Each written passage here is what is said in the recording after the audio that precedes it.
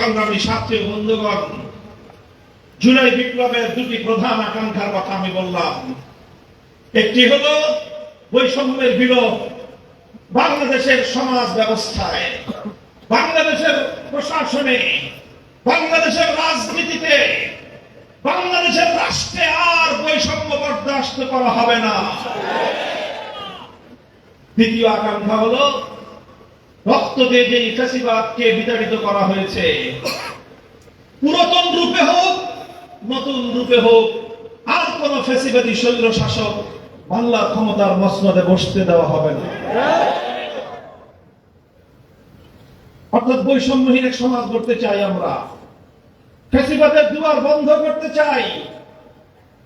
প্রশ্ন হতে পারে, কিভাবে এই ফ্যাসিবাদের দুয়ার বন্ধ হবে, কিভাবে বৈষম্যহীন সমাজ গড়বে? প্রিয় ভাইরা আমার, এই দুই অভিপ্রায় এবং দুই লক্ষ্য অর্জনের জন্যই জুলাই বিপ্লবের কিছুদিনের পরে বিপ্লবীরা আওয়াজ তুলল, জুলাই সনদ প্রণয়ন করতে হবে, জুলাই চার্টার তৈরি করতে হবে।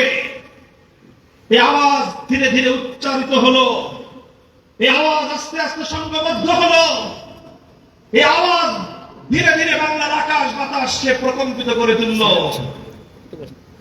অন্তর্বর্তীকালীন সরকার বিপ্লবীদের এই আকাঙ্ক্ষা বাস্তবায়নের লক্ষ্যে ন্যাশনাল কনসেনসাস কমিশন, জাতীয় ঐক্যমত্য কমিশন গঠন করল। 6টি কমিশন থেকে তারা সংস্কারের প্রস্তাব গ্রহণ করল।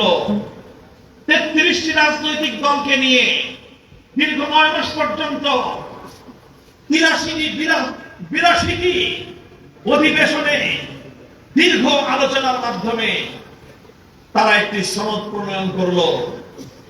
সেই সনদ থেকেই বলা হচ্ছে ঐতিহাসিক জুলাই সনদ।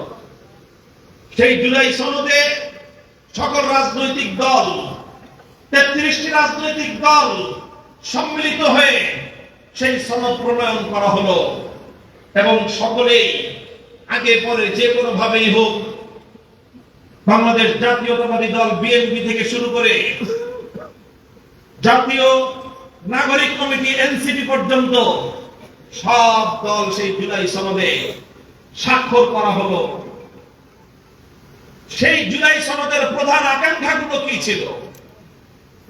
জুলাই সনদে যে সকল বিষয়গুলোকে প্রস্তাব আকারে রাখা হয়েছে তার মধ্যে অন্যতম প্রধান প্রস্তাব হলো, এতদিন পর্যন্ত বাংলাদেশের রাষ্ট্রে এক নায়কতন্ত্র তৈরি হওয়া সাংবিধানিক ব্যবস্থাপনা ছিল।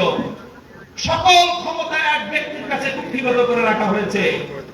সেই ব্যক্তির নাম হলো প্রধানমন্ত্রী, একটি পদ। জুলাই সনদের মাধ্যমে সেই প্রধানমন্ত্রীর ক্ষমতার চেয়ার যেন আর কোন স্বৈরাচারী উৎপাদন না করে, সেই চেয়ার থেকে আর কোন ফ্যাসিবাদী শাসক যেন জন্ম না হয়, সেই চেয়ার থেকে আর কোন বাংলাদেশে খুনি হাসিনা যেন জন্ম নিতে না পারে, সেজন্যই জুলাই সনদে প্রধানমন্ত্রীর হাতে কুক্ষিগত ক্ষমতাগুলোকে একটু বিভক্ত করে বিকেন্দ্রীকরণের মাধ্যমে গুরুত্বপূর্ণ কিছু ক্ষমতা রাষ্ট্রপতির চেয়ারে প্রদান করা হয়েছে। 6টি গুরুত্বপূর্ণ ক্ষমতা রাষ্ট্রপতিকে প্রদান করা হয়েছে। প্রধানমন্ত্রীর হাত থেকে বিচার বিভাগকে স্বাধীন করার জন্য সেখানে প্রধান বিচারপতি এবং সিনিয়র আইন বিচারপতিদের সুপ্রিম কোর্টের সিনিয়র বিচারপতিদের সমন্বয়ে নিয়োগ কমিশন গঠন করে বিচারপতি নিয়োগের মাধ্যমে বিচার বিভাগকে স্বাধীন এবং দলীয় আনুগত্য মুক্ত একটি সুন্দর ভারসাম্যপূর্ণ ন্যায় বিচারের আদালতে পরিণত করার জন্য জুলাই সনদে প্রস্তাব করা হয়েছে। এর 2 নম্বর, অর্থাৎ কিছু ক্ষমতা যাবে রাষ্ট্রপতির কাছে, বিচার বিভাগ সংক্রান্ত ক্ষমতাগুলো চলে যাবে প্রধান বিচারপতির নেতৃত্বে গঠিত নিয়োগ কমিশনের হাতে এবং বিচার বিভাগ সম্পূর্ণ স্বাধীন হবে।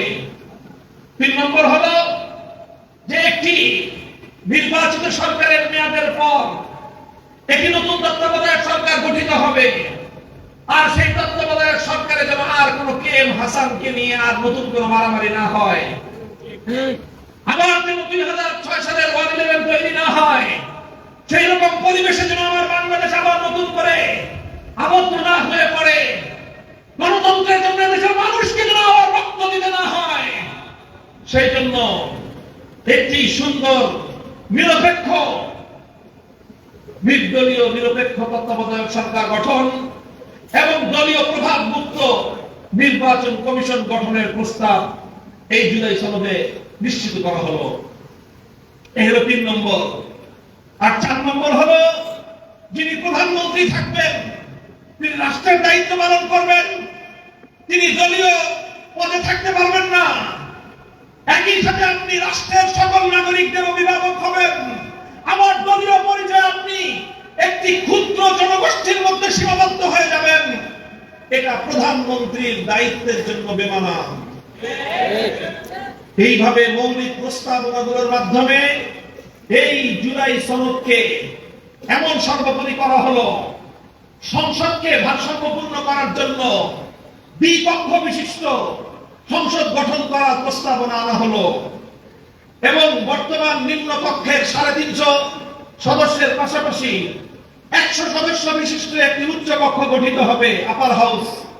সেই উচ্চ কক্ষে 100 জন সদস্য থাকবেন এবং সেই 100 জন সদস্য নির্বাচিত হবেন ভোটের মাধ্যমে এবং সেই ভোটে পিআর পদ্ধতিতে প্রতিদ্বন্দ্বিতাকারী রাজনৈতিক দলগুলো যেই হারে ভোট লাভ করবে তাদের প্রাপ্ত ভোটের হারে উচ্চ কক্ষে পিআর পদ্ধতিতে 100 সদস্যের মাধ্যমে আপার হাউস গঠন করতে হবে। এগুলো হলো জুলাই সনদের সব মৌলিক ধারা। এই জুলাই সনদ যেন বাস্তবায়িত হতে পারে, এটা নিয়ে অনেক তত্ত্বাবধায়ক অন্তর্বর্তীকালীন সরকারের আমলে অনেক টানাপোড়েন হয়েছে, অনেক কথাবার্তা হয়েছে। আমরা তখন থেকেই লক্ষ্য করে এসেছি, বাংলাদেশের সর্ববৃহৎ রাজনৈতিক সংগঠন বাংলাদেশ জাতীয়তাবাদী দল বিএনপি, তারা বাংলাদেশের জুলাই বিপ্লবের যে গণ আকাঙ্ক্ষা,